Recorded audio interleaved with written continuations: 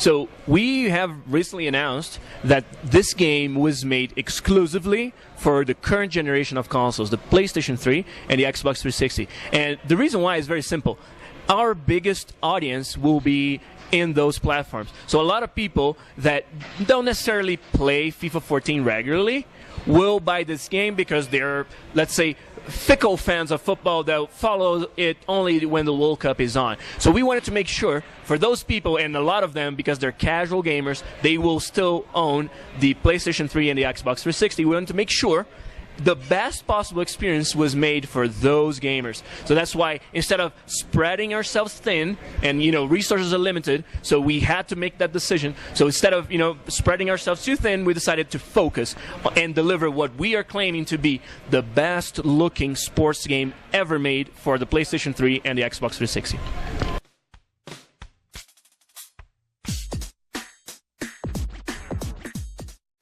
Definitely, we've invested a lot in that area, and for the first time in FIFA, not only you're going to see the fans reacting to what happens in the match in the stadium, but also you're going to see the fans watching the game at their country where they live. So let's say if you play with France, for example, and you score a goal, there's going to be a camera cut to the fans with the Arc de Triomphe at the back and a big screen where they're watching the games and cheering for their team. And just like that, we've made several different monuments and landmarks that you're going to recognize from around the world to really showcase how big of a party the World Cup is worldwide. And that's just one of several new visual features that we brought into the official video game of the World Cup in Brazil.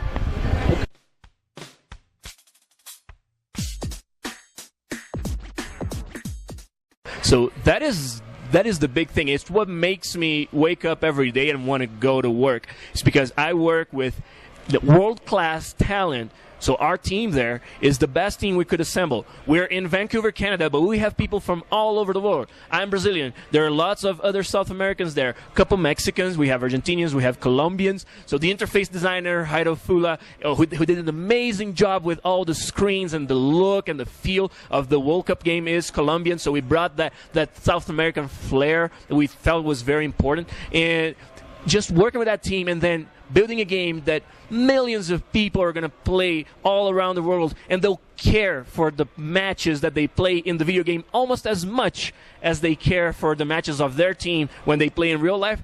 That's the part that really speaks to my heart as a video games and football fan at the same time.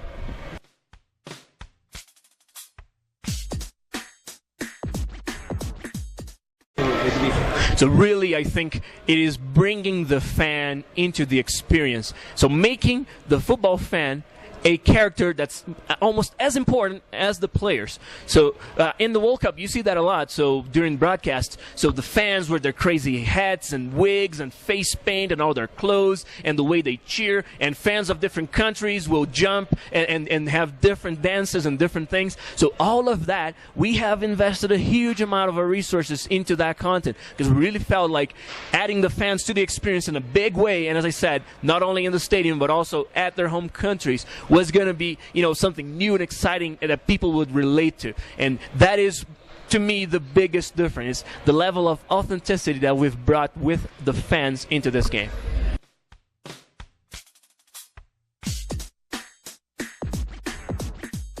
What is your first test? Oh, I'm sorry to say that, but I think Brazil are going to win because Brazil are going to beat every single one. But I'm hopeful for Mexico to make it out of the group. I really am. And if you face Spain in the next round, it would be an amazing match to watch. So, but being Brazilian, the World Cup being at home, there's nothing else I can say. It has to be Brazil. Maybe 3-0, 2 goals by Neymar, 1 by my favorite striker, Fred. That's my forecast. Okay.